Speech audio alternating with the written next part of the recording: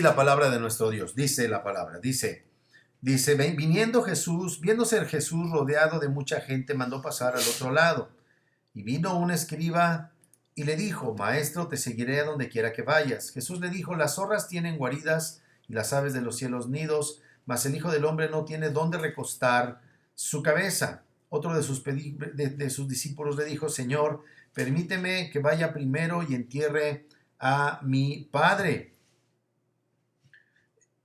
Jesús le dijo, sígueme, deja que los muertos entierren a sus muertos. Y entonces tenemos, ¿verdad? Este versículo, este pasaje impresionante que ya comenzamos a estudiar desde la semana pasada. Observamos allí cómo el Señor lleva a cabo esta enseñanza poderosa acerca de su, título como Hijo del Hombre. La semana pasada, ¿verdad? Comenzamos un poquito a explorar este versículo precioso. Y lo cierto, mis amados hermanos, es que esta expresión del Hijo del Hombre es una poderosa expresión.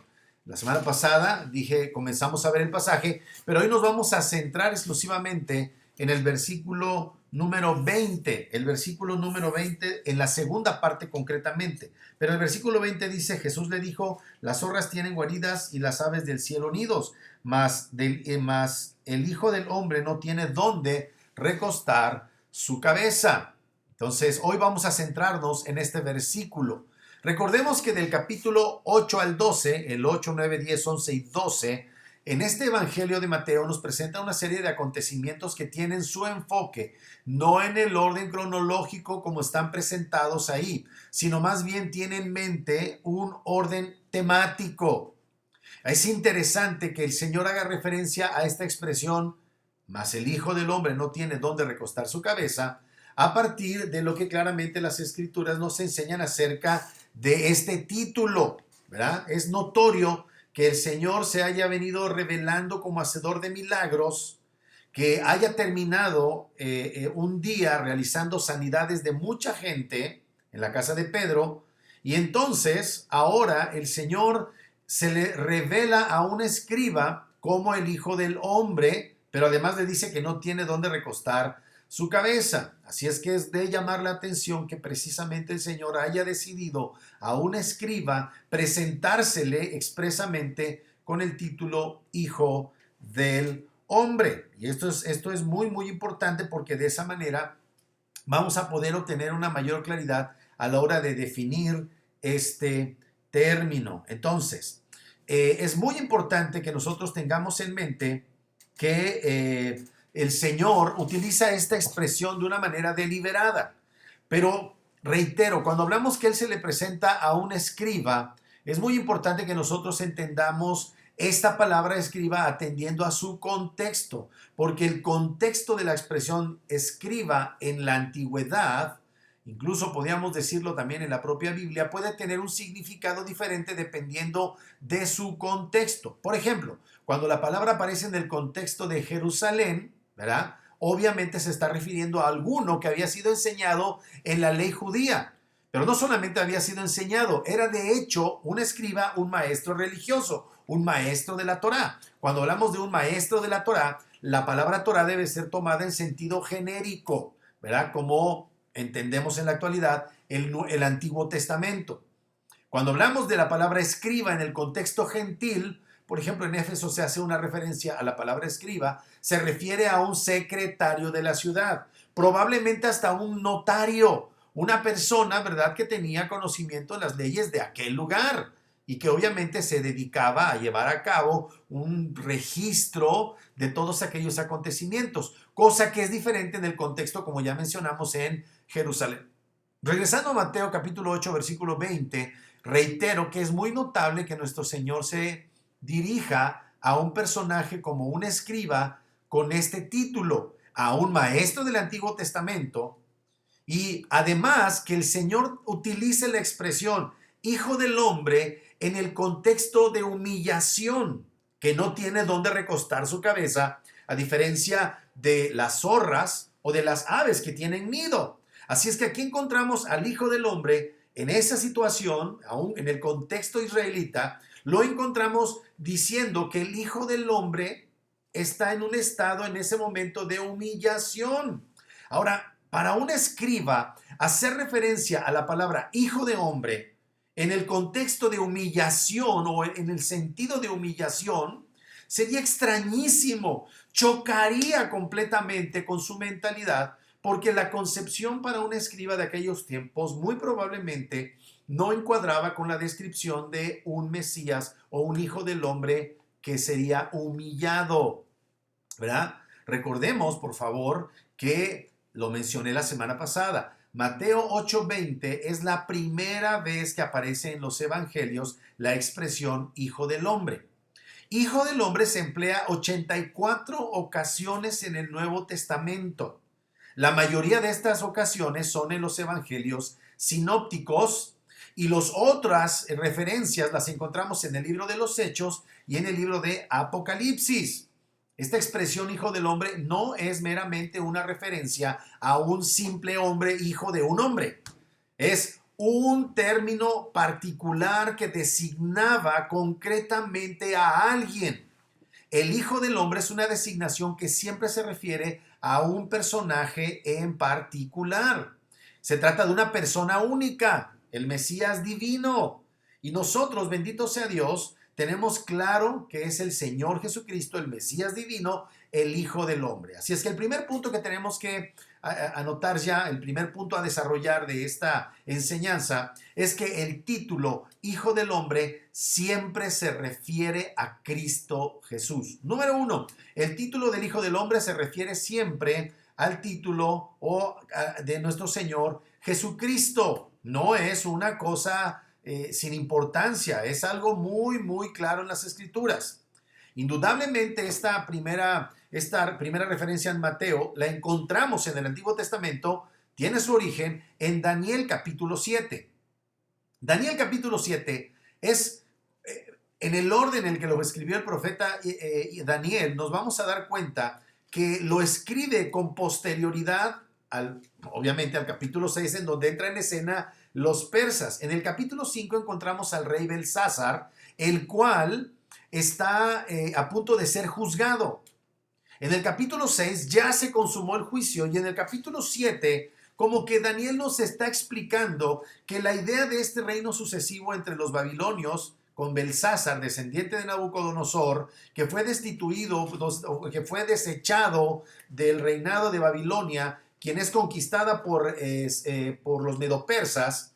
El Señor en el capítulo 7 nos está hablando de esta sucesión de gobiernos humanos que a final de cuentas van a ser destruidos por la completa gloria y victoria del Mesías que habría de venir. Así es que en ese contexto, recordemos esto, capítulo 7 de Daniel, en el versículo 13, encontramos esta referencia maravillosa acerca de nuestro Señor Jesucristo. Daniel capítulo 7, versículo 13.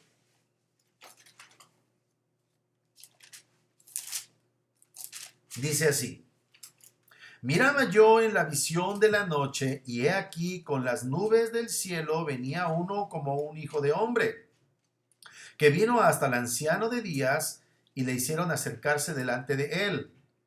Y le fue dado dominio, gloria y reino para todos los pueblos, naciones y dice, para que todos los pueblos, naciones y lenguas le sirvieran. Su dominio es dominio eterno que nunca pasará, y su reino uno que no será destruido. Entonces, aquí encontramos esta preciosa referencia a nuestro Señor. Bien, es muy interesante, no me voy a meter a escatología, pero solamente quiero que piensen que ahora el que domina toda la creación es un hombre.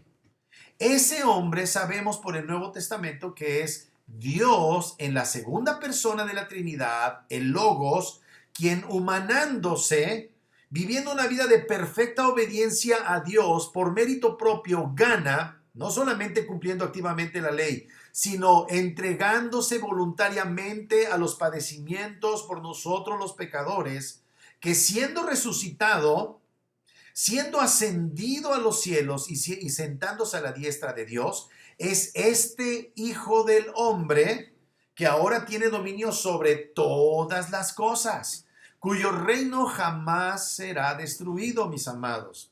Entonces vamos a ver que aquí en el libro de Daniel no hace referencia a la humillación, hace referencia a la exaltación de un hijo de hombre que es alguien concreto. Y en el libro de Apocalipsis encontramos que se vuelve a emplear esta expresión como un hijo de hombre, pero este ya es precisamente el exaltado del capítulo 7 de Daniel, ahora en el futuro, escatológicamente hablando, en el libro de Apocalipsis, este personaje que sabemos, gloria a Dios, nuestro Señor y Salvador, Cristo Jesús. Esta referencia como un hijo de hombre siempre está en relación clara a una sola persona, a nuestro Señor Jesucristo exaltado. Vamos rápidamente a Apocalipsis capítulo 1. Les voy a sugerir algo. Acompáñenme hasta donde puedan. Si no, vayan haciendo anotaciones, amados hermanos. Apocalipsis capítulo 1, versículo 13. Dice así la palabra de Dios. Apocalipsis capítulo 1, versículo 13. Vamos a estarnos moviendo mucho en la Biblia, entonces yo les pido que si se quedan atrás, hagan la anotación y después los busquen con suficiente tiempo en sus casas. Apocalipsis 1, versículo 13. Dice así: y en medio de los 7 candeleros, a uno semejante al Hijo del Hombre, vestido de una ropa que llegaba hasta los pies y ceñido por el pecho con un cinto de oro. Apocalipsis capítulo 14. Aquí ya está hablando de nuestro Señor exaltado. Apocalipsis capítulo número 14. Otra vez una referencia al Hijo del Hombre. Dice así en el versículo número 14: miré y he aquí una nube blanca y sobre la nube uno sentado semejante al Hijo del Hombre, quien tenía en su cabeza una corona de oro y en la mano una hoz aguda. Ahora, esta expresión uno como o semejante, mis amados, no significa una figura vaga, meramente simbólica, representativa.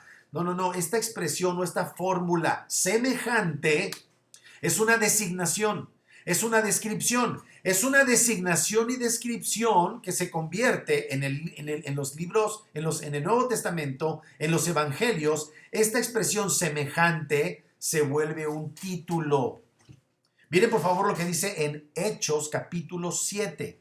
Hechos capítulo 7, ahí ustedes recordarán, es la predicación o la finalización más bien de la predicación de Esteban. Ya lo están empezando a martirizar, ya lo van a matar a pedradas, y entonces en Hechos encontramos esta referencia. Versículos 55 y 56 de Hechos capítulo 7. Hechos capítulo 7, versículos 55 al 56. ¿Ya están ahí, amados hermanos? Hechos capítulo 7, 55 y 56. Dice: pero Esteban, lleno del Espíritu Santo,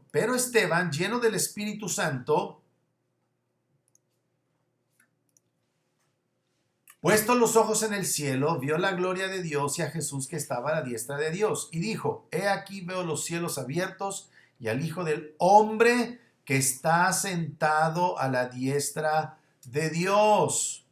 Observen por favor, tanto en Hechos como en Apocalipsis, siempre indican a la misma persona, nuestro Señor Jesucristo.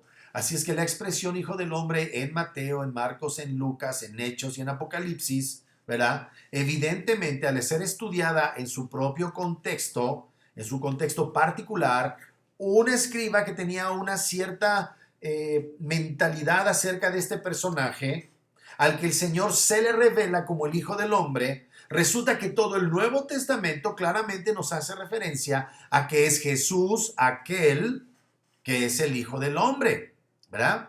Lo segundo que debemos ver, lo primero, y haciendo un recuento, lo primero es el título de Hijo del Hombre siempre se refiere a Cristo Jesús. Lo segundo que tenemos que tener en cuenta, mis amados, dos, es que el contexto describe la condición y obra del Hijo del Hombre. El mismo contexto en donde encontremos la expresión Hijo del Hombre hace referencia, describe la condición y la obra del Hijo del Hombre. El contexto de cada referencia al Hijo del Hombre en la Biblia es muy importante porque nos da la clave para una mejor comprensión de su papel como nuestro Salvador y como nuestro Redentor.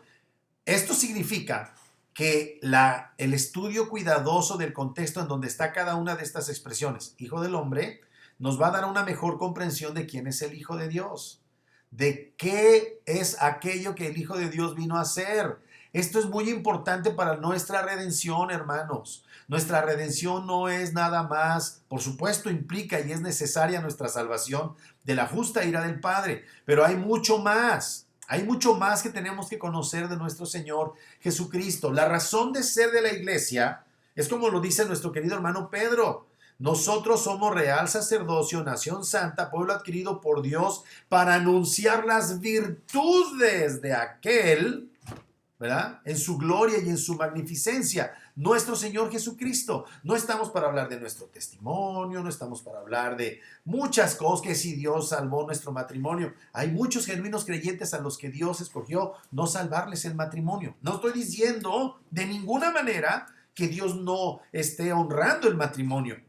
Pero es que muchas veces pensamos en términos de los beneficios que nos aporta cuando realmente se trata de quién es Él. El Evangelio es el anuncio no de lo que Él nada más ha hecho por ti, sino de quién es Él. Lo que le da sentido e importancia en las Escrituras, por supuesto es lo que Él hizo, pero es más importante cuando vemos quién lo hizo. ¿Quién lo hizo? ¿Y qué es lo que hizo? Es la gloria del Evangelio. Bendito sea Dios por eso. Bien. Regresando entonces a nuestra idea, es muy importante entender que el Hijo del Hombre es presentado humillado. Lo primero es el contexto, número 2, pues, de lo que estamos estudiando. El contexto describe la condición del Hijo del Hombre. La primera condición que nos habla la Biblia, y es a lo que se refiere Mateo 8:20, es la humillación del Hijo del Hombre. Reitero, los judíos del primer siglo no pensaban en un Mesías humillado. En varios pasajes encontramos en la Biblia la expresión en la que se habla de la humillación del Salvador. En este caso concreto, Mateo capítulo 8, versículo 20, sin una morada permanente en la tierra. Mateo capítulo 8, versículo 20. También vemos en el 17:12, vamos otra vez, por favor, ahí mismo Mateo, regresemos. Mateo capítulo número 17, versículo 12, nos habla acerca de que Él va a ser sometido a amargos sufrimientos, amados hermanos. Nunca debemos olvidar eso. Hay que tener una noción clara de quién es nuestro Señor. El 17:12 nos dice, haciendo el Señor referencia a que le es necesario morir, dice: mas os digo que Elías ya vino y no le conocieron, sino que hicieron con él todo lo que quisieron. Así también el Hijo del Hombre padecerá de ellos. Se nos habla de este Hijo del Hombre que será traicionado y finalmente asesinado. Esto no lo toma por sorpresa en el capítulo número 26, versículo 24. Dice en el 26:24, a la verdad del Hijo del Hombre va, según está escrito de él. Mas ay de aquel hombre por quien el Hijo del Hombre es entregado. Bueno le fuera a ese hombre no haber nacido. No solamente eso, vemos que el Hijo del Hombre es sepultado, mis amados hermanos. Nuestro Señor Jesucristo es sepultado. Isaías 27, versículo número 57. Cuando llegó la noche vino un hombre rico de Arimatea llamado José, que también había sido discípulo de Jesús. Este fue a Pilato y pidió el cuerpo de Jesús. Entonces Pilato mandó que se le diese el cuerpo. Y tomando José el cuerpo, le envolvieron la sábana limpia y lo puso en un sepulcro nuevo que había labrado en la peña. Y después de hacer rodar una gran piedra a la entrada del sepulcro, se fue. Así es que vemos a nuestro Señor sepultado. De hecho, hace referencia en el capítulo 12 de este mismo Evangelio de Mateo, nuestro Señor, Él predice su sepultura. Y no hay mayor humillación que la sepultura. Dice en el versículo número 40 de Mateo 12. Dice, porque como estuvo Jonás en el vientre del gran pez 3 días y 3 noches, así estará el Hijo del Hombre en el corazón de la tierra 3 días y 3 noches. Entonces aquí vemos estos pasajes en donde se hace clara referencia a la humillación del Salvador. Por eso el Señor se le presenta a este escriba para manifestar que el Hijo del Hombre, capítulo 7 de Daniel, que en ese momento está siendo profetizada su exaltación, Es necesario que ahora esté en esta situación de padecimiento y humillación. Aunque también es cierto, como ya hace un rato lo vimos, otros pasajes hacen clara alusión a su exaltación.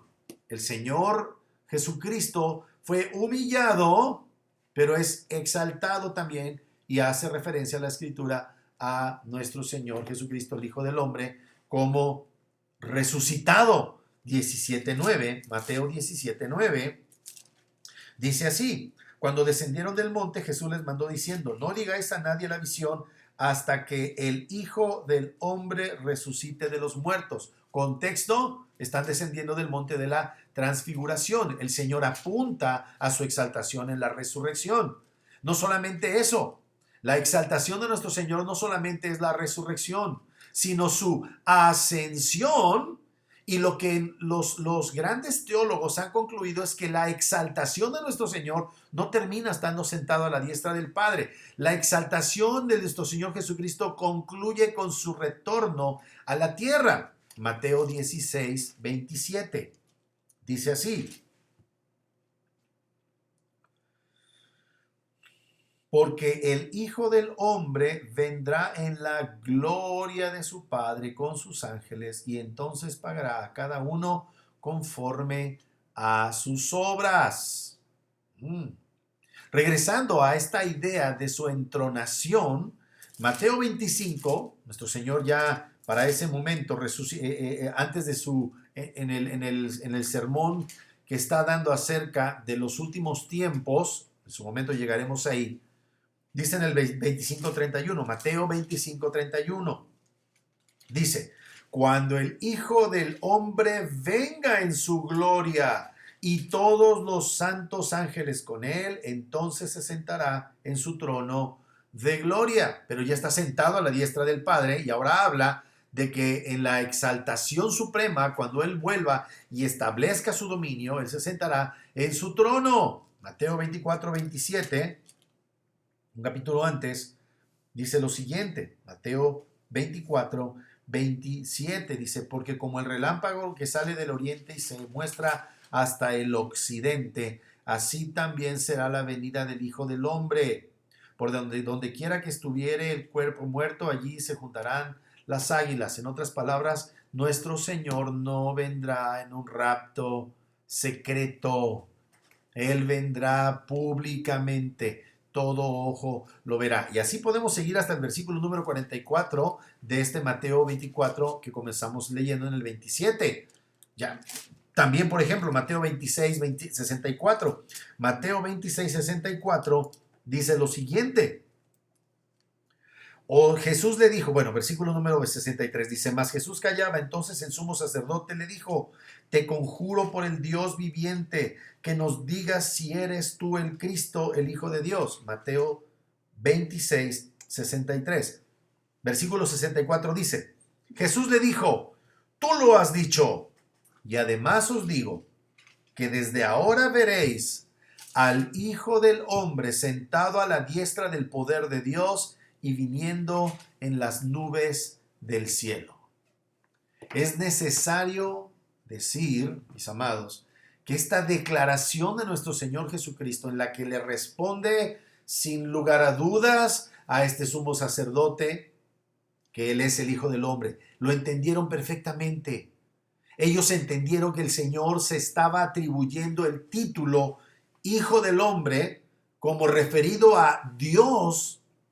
Ellos no entendían el concepto de Trinidad, pero ellos están entendiendo claramente que Él está diciendo: yo soy Dios que se ha hecho carne, yo soy el Hijo del Hombre. Resultado, este perverso blasfemo sumo sacerdote se rasga las vestiduras y lo declara blasfemo. El blasfemo era él, pero él declara blasfemo al único que ha dicho verdad aquí en la tierra. Muy bien, tenemos pues que cuando hablamos del Hijo del Hombre hay una realidad de humillación y hay una realidad de exaltación, aunque es necesario decir, ¿verdad?, que sea probablemente la humillación la idea más básica de la referencia del Nuevo Testamento, exceptuado Hechos y el libro de Apocalipsis, donde claramente ya está anunciado, ¿verdad? Pero la mayoría de referencias, reitero, son acerca de su humillación, ¿verdad? Entonces, hablando, por ejemplo, de esta humillación, aún en esta humillación como hijo del hombre, él no era meramente un hombre ordinario. Él es el hijo del hombre, el que es Dios mismo. Bien, aquí nada más me quiero detener y recordarles que nosotros, como iglesia que abraza la ortodoxia, no creemos en el Dios de los monarquianistas que dicen que solo hay un Dios, el cual los modalistas dicen vino en forma o se manifestó en la forma del Padre, pero él mismo después toma la forma del Hijo y él mismo toma la forma de Espíritu Santo. No, nosotros creemos en el Dios Trino, Dios Padre, Dios Hijo, Dios Espíritu Santo, tres personas, una sustancia, todos dignos de la misma adoración y gloria, mis amados. Así es que ahora por la bendita palabra entendemos que el Hijo del Hombre, que es nuestro Señor Jesucristo, es la segunda persona de la Trinidad hecho hombre. Por eso decimos que es Dios hombre, el Hijo del Hombre. Cuando hablamos pues de este hombre extraordinario que a pesar de que está siendo humillado, se manifiesta como Señor y Dios, lo observamos en varios pasajes. El Hijo del Hombre, por ejemplo, era el Señor del día de reposo. Vamos al capítulo 12, versículo 8. Mateo 12, 8. Vamos a ver ahí cómo este Hijo del Hombre humillado, no obstante, reclama señorío y señorío sobre una de las tradiciones más amadas y más cuidadas por los judíos. Mateo capítulo 12, versículo 8. Dice, porque el Hijo del Hombre es Señor del día de reposo. Él manda el día de reposo. ¿Quién manda el día de reposo? ¿Las jefecitas? ¿Las madrecitas? No, no, mis amados. Dios. Esta idea que nos enseñaron de que está bien que no vayas a la iglesia por atender a la familia, porque la familia es tu primer ministerio, se oye bonito, pero hay 6 días para trabajar y hacer toda la obra. El día del Señor es el día del Señor. No solamente eso, el Hijo del Hombre tiene autoridad para perdonar pecados. Está humillado, pero precisamente, aunque lo vemos en humillación, él sigue arrogándose con legitimidad el poder perdonar pecados. Mateo capítulo 9, versículo 6. Dice, desde el versículo número 5, porque, ¿qué es más fácil? Decir, los pecados te son perdonados, o decir, levántate y anda. Pues, para que sepáis que el Hijo del Hombre tiene potestad en la tierra para perdonar pecados, dijo entonces al paralítico, levántate, toma tu cama y vete a tu casa. El Hijo del Hombre, dice las Escrituras, que vino a este mundo con un concreto definido, para salvar, para dar su vida en rescate por muchos. Mateo capítulo 20, versículo 28. Mateo 20, 28 dice,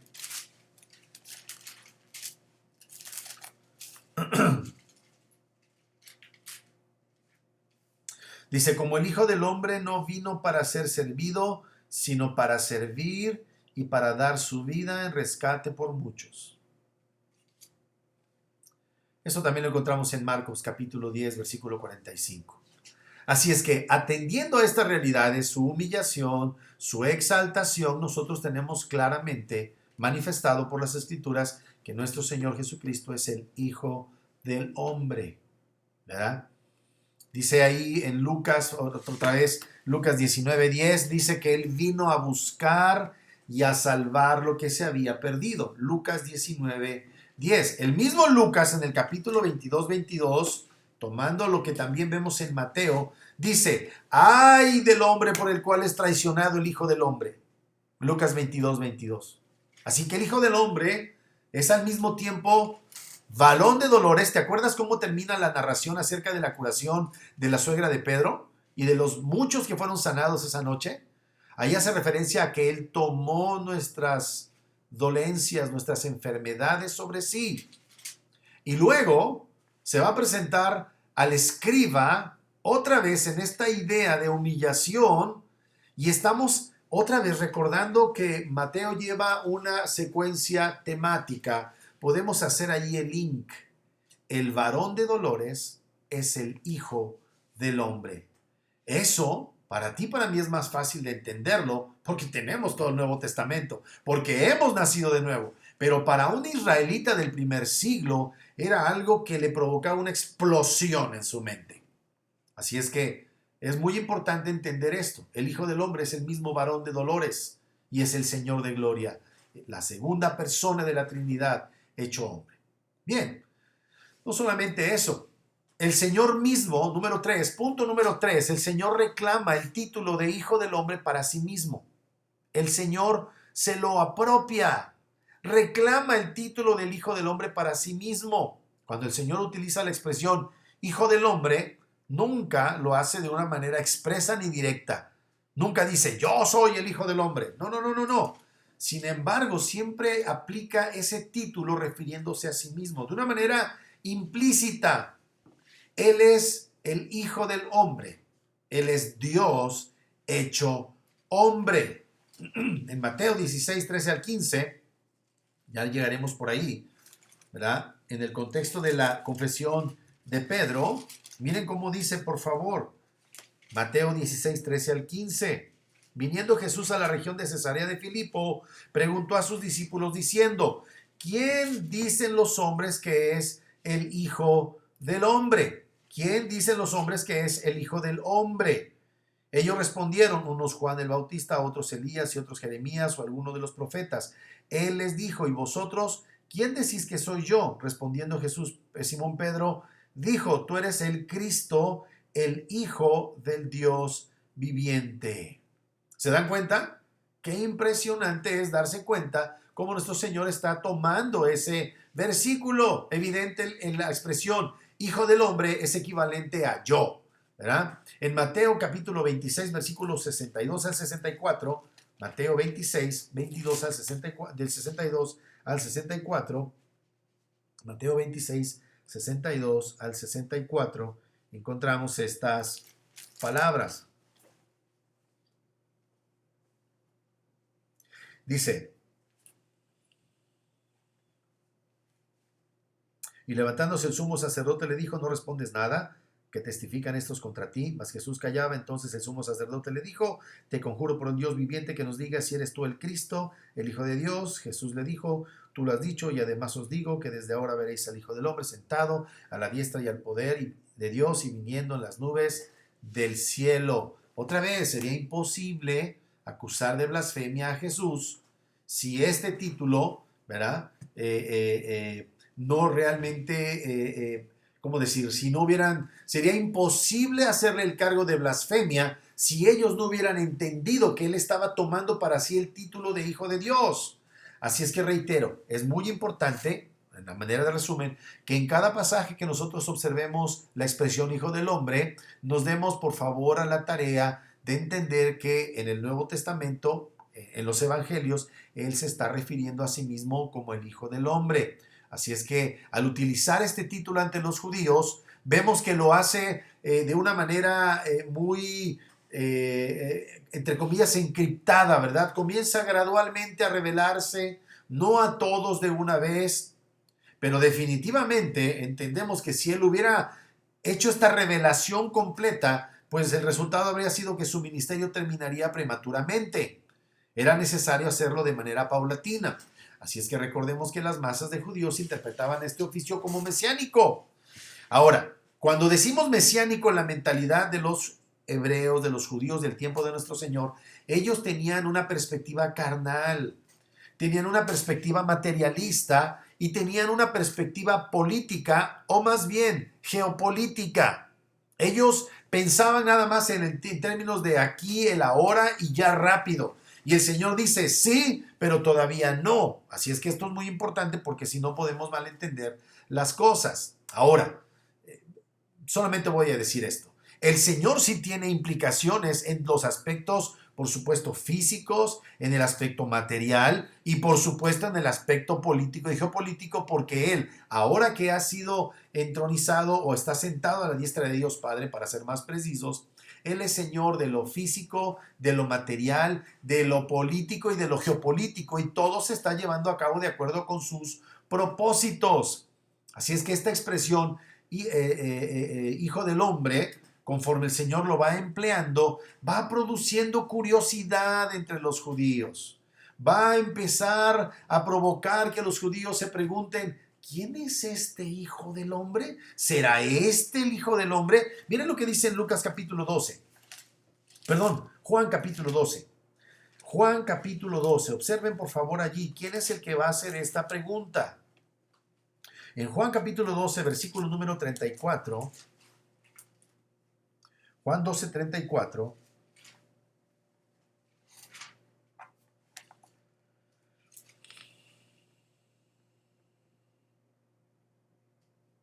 Dice, le respondió la gente, nosotros hemos oído de la ley que el Cristo permanece para siempre.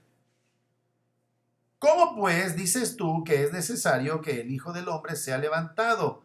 ¿Quién es este Hijo del Hombre? Así es que a nosotros, por la gracia del Señor, que ya contamos con las Escrituras, nos toca ver el cuadro completo, pero ellos iban viendo el cuadro de una manera gradual, paulatina, y es el Espíritu Santo el que va dando entendimiento a los que escuchaban esta expresión, ¿verdad? Ya vimos hace un momento en Mateo 26, 62 al 64, cómo el Señor expresamente se manifiesta ya se identifica diciendo implícitamente que Él es el Hijo del Hombre. Así es que Él será exaltado, Él permanece para siempre después de ser crucificado, después de morir, después de ser sepultado, después de ser resucitado y después de su ascensión. Entonces es muy importante porque precisamente observamos en Daniel 7 al 13 esta idea de uno que es presentado, que viene en las nubes al anciano de días. Habla ya de nuestro Señor Jesucristo, quien para ese momento, cuando es presentado, ya sufrió todas estas cosas en su humillación y ahora Él está siendo exaltado. Y lo cuarto que vemos, amados, para terminar en esta tarde, es que el Hijo del Hombre es el Salvador del mundo. El Hijo del Hombre es el Salvador del mundo. Es Jesús el Cristo. ¿Verdad? Cuando él utiliza esta designación Hijo del Hombre, enfatiza el hecho de que él, siendo portador de este título, no era nada más el Mesías de una nación, de la nación judía. No, él es Salvador de todo el mundo, incluidos los judíos, aunque definitivamente viniendo a través de ellos, salvándolos primero a ellos y llevando a cabo por medio de ellos la predicación del Santo Evangelio, esta salvación del mundo, entiéndase, de toda lengua, de toda tribu y de toda nación, no absolutamente de todos los habitantes de la tierra, sino de aquellos que, como dice Juan 3:16, a los que creen en él, ¿verdad? Porque de tal manera amó Dios al mundo que ha dado a su Hijo unigénito para que todo aquel que en él cree no se pierda, mas tenga vida eterna. En todos los sentidos, Él es Salvador de todo el mundo, de aquellos que han de creer en Él. Juan capítulo 4, versículo 42. Juan 4, 42.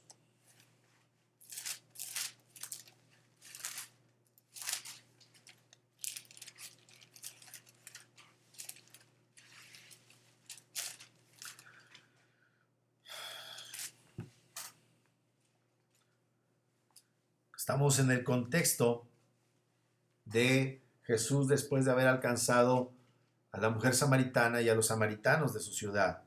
Versículo 42 dice, y decían a la mujer, ya no creemos solamente por tu dicho, porque nosotros mismos hemos oído y sabemos que verdaderamente este es el Salvador del mundo, el Cristo.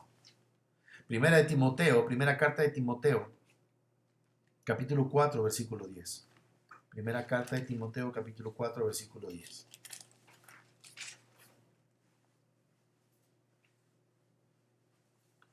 Primera de Timoteo 4, versículo 10. Desde el versículo 9. Hermano Pablo nos está dando aquí algunos credos Por eso usa esta expresión. Palabra fiel es esta, y digna de ser recibida por todos, que por esto mismo trabajamos y sufrimos oprobios, porque esperamos en el Dios viviente, que es el Salvador de todos los hombres, mayormente de los que creen. Bien, aquí hay una dimensión en donde Dios es Salvador de todos los hombres. Aquí la idea de Salvador es sustentador. Y yo no sé si seguramente han visto ustedes algunos videos de internet en donde verdaderamente es impresionante cómo personas pueden ser salvadas de la manera más inverosímil en el último momento de una catástrofe. ¿Lo han visto? Una persona que va en una bicicleta y que de repente hay un choque y un camión de volteo, pudiéndole pasar encima, no le pasa encima. En ese sentido, el Señor es Salvador de todos los hombres. Pero hay un aspecto especial en el que Dios es Salvador de todos los hombres, y es cuando creen. Porque de tal manera amó Dios al mundo, que ha dado a su Hijo unigénito, para que todo aquel que en Él cree no se pierda, mas tenga vida eterna. Dios puede habernos salvado, quizás sanado. Lo hemos estado hablando en semanas pasadas. Dios pudo habernos salvado de una enfermedad. Dios pudo haber incluso restaurado nuestro matrimonio. Pero si no hemos creído en Él, en el sentido salvífico, no somos salvos. Qué delicado es eso. Pero qué glorioso es que tú y yo, si verdaderamente hemos creído, podamos ver esta gloriosa verdad. Así es que aquel que nos invita a la salvación por gracia por medio de la fe es el Hijo del Hombre. No hay manera de ser salvo por medio de nuestros méritos, amados hermanos, porque el Hijo del Hombre es el único entre los hombres. No es cualquiera. Jesús es el Hijo del Hombre, Jesús es el varón de dolores, por cuyo camino de sufrimiento llega a la gloria para nuestra salvación. Esta gloria se revela no solamente escatológicamente allá en el último día, al final de los tiempos, cuando vienen las nubes, sino que se extiende al pasado. Él era aquel en quien creían todos los que fueron salvados en el Antiguo Testamento. Lo quiero volver a reiterar, no hubo un solo hombre en el Antiguo Testamento que fuera salvado por sus propios recursos cumpliendo la ley. Más bien la ley los acusaba. Y Cristo Jesús, siendo Dios, hecho hombre, viene y cumple la ley de manera perfecta. Se hace una ofrenda sin mancha delante del Padre para nuestra redención. Y a través de su intervención en la vida en la tierra, desde que el mundo fue creado, en este momento y en el futuro cuando Él regrese, hasta que Él regrese, Él está manifestándose como el Señor soberano de todas las cosas. En todo acto de salvación en la Biblia se puede hablar de un acto redentor de la salvación. Así es que nuestro Señor Jesucristo, por eso dice Hebreos, es el mismo ayer, hoy y por los siglos.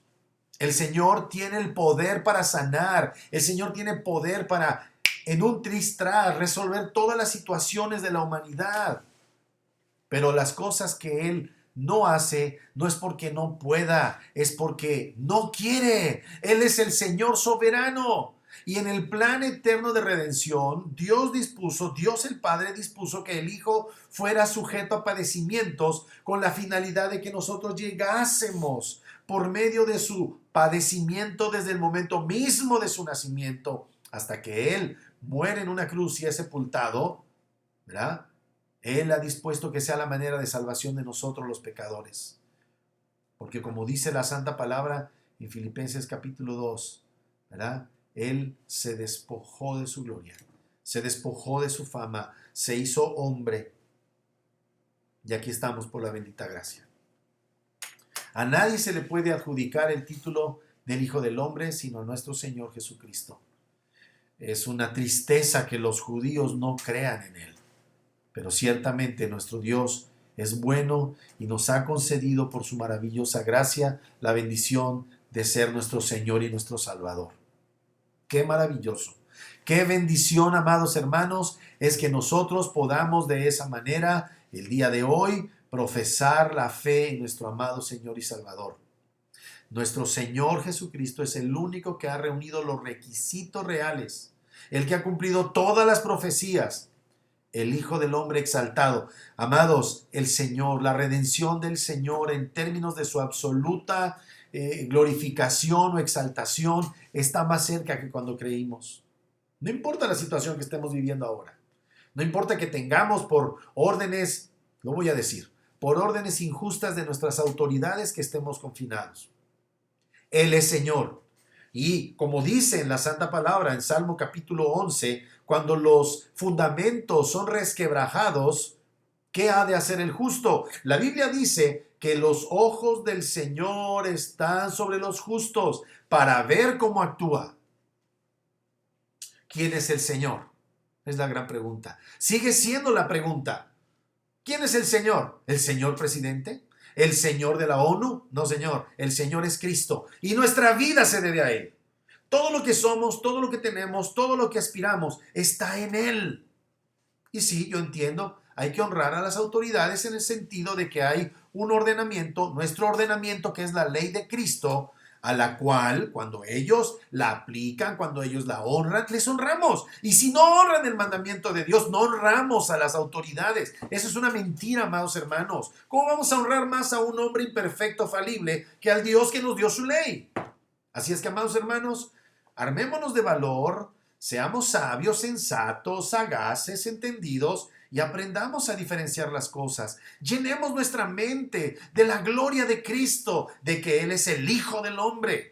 Él nos dio su ley, mis amados hermanos, y Él no nos ha dejado a ciegas. Él nos ha dado claridad en las cosas que pide de nosotros, y Él ama su palabra, y nosotros debemos amar su palabra, y Él está por encima de todo tipo de cosas. En la semana pasada, por eso es muy interesante cuando se le presenta a un discípulo y le dice: déjame enterrar a mi padre. ¿Qué le dice el Señor? Deja que los muertos entierren a sus muertos. Bueno, no, ya vimos que eso no es una orden general, ¿verdad? Y que no vayamos a los sepelios de nuestros papás. No, no, de ninguna manera. Lo que está diciendo es nuestro interés prioritario es el reino de los cielos y Cristo. Cualquier cosa que rivalice con Cristo, mis amados hermanos, debe ser echado a un lado. Debe ser quitado de en medio. Pueden ser cosas buenas, pueden ser cosas malas. Cada quien sabe, el Señor nos muestra a cada uno de nosotros cuáles son aquellas cosas que tenemos que tomar y echar de nuestra vida y darle la espalda para ir en pos de nuestro Señor. Que Dios bendiga su palabra. La semana que entra, amados hermanos, vamos a ver a nuestro Señor calmando una tormenta. Y vamos a ver la candidez de los discípulos de Cristo. No me voy a adelantar. Pero sí les digo, amados hermanos, que los discípulos nos subimos a una barca y no sabemos esa barquita a dónde nos lleva. Lo que sí sabemos es que nuestro Señor, el soberano Dios del universo, el Hijo del Hombre, está en la barca. ¿No te causa emoción? ¿No te causa esperanza eso, amado? Que Dios bendiga su santa palabra. Que el Señor nos dé mucho denuedo, mucha valentía, y no nos rindamos, no doblemos nuestra rodilla como Sadrach, Mesach y Abednego. No doblemos nuestra rodilla, amados, porque tenemos al Señor, Dios del universo, como nuestro amado y soberano Rey y glorioso Salvador. Seamos sensatos. Seamos sabios, aprendamos a escoger nuestras luchas y nuestras batallas, pero que sea siempre el Señor, el Hijo del Hombre, el que colme nuestra mente, nuestras habilidades para cumplir con su buena voluntad. Vamos a orar. Nuestro amado Señor y Dios, te damos muchas gracias por este día. Gracias por ser tan bueno con nosotros. Señor, ciertamente vienen nubarrones de tormenta. Te damos gracias porque hasta este día nos has sostenido. Te damos gracias porque hemos disfrutado de muchas cosas inmerecidamente, Señor. Hemos sido muy buenos, no hemos sido buenos, el bueno ha sido tú. Has sido tan ampliamente bondadoso que nos has dado más de lo que necesitamos. Y ahora, Señor, hemos llegado a una encrucijada en la cual nuestras vidas, Señor y Dios nuestro, deben, Padre, manifestar en donde se halla sus afectos.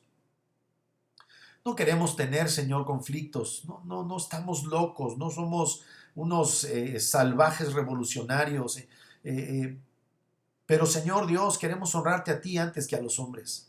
Queremos honrarte a ti antes que a las autoridades. Y queremos honrar a las autoridades cuando haya que hacerlo. Pero aún, Señor, cuando tengamos, Señor, quizá que enfrentar el desafío a las autoridades, Señor, que no lo hagamos con una actitud contestataria, grosera, sino que con respeto demos, Señor Dios, cuenta, razón de la esperanza.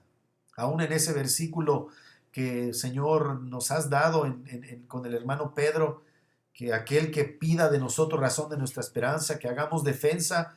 Esa defensa era en el contexto de la persecución, Señor, en el contexto de oponerse a un sistema corrupto, a un sistema, Señor Dios, perverso, a un sistema totalitario como el de los Césares. A eso se refiere honrad al Rey, Señor Dios. No a que nosotros bajemos las manos, Señor Dios, y de una manera incorrecta, Señor, seamos subyugados por el poder de los hombres, sino que con mansedumbre sepamos dar buena respuesta, Señor, a las autoridades. No necesitamos, no queremos tomar las armas. No queremos, Señor Dios, sublevarnos, ni ser sediciosos. Queremos ser sabios en medio de estos tiempos. Y, Señor, con mansedumbre, con respeto, pero con firmeza en Cristo, decir no a lo que no está bien, Señor. Lo que no está bien no estuvo bien en el pasado, no está bien ahora, Señor. Y queremos ser fieles a ti. Ayúdanos, ayúdanos. Bendice a mis amados hermanos en las actividades que realizan, en sus todas las cosas que están realizando. Ten compasión de ellos, ten compasión de mí y ayúdanos, Padre Santo. Qué bueno es saber quién eres tú. Qué bueno es saber quién es tu Hijo amado Jesucristo, nuestro Señor y nuestro Redentor. Qué maravillosa es tu palabra y qué bueno es recibir de ella esperanza. Padre, a ella nos vamos a encomendar, Dios amado, en el santo nombre de Cristo Jesús. Amén. Amén. Amén. Vamos a orar por nuestras ofrendas, amados hermanos. Ustedes saben que nuestro enfoque de ninguna manera es ese.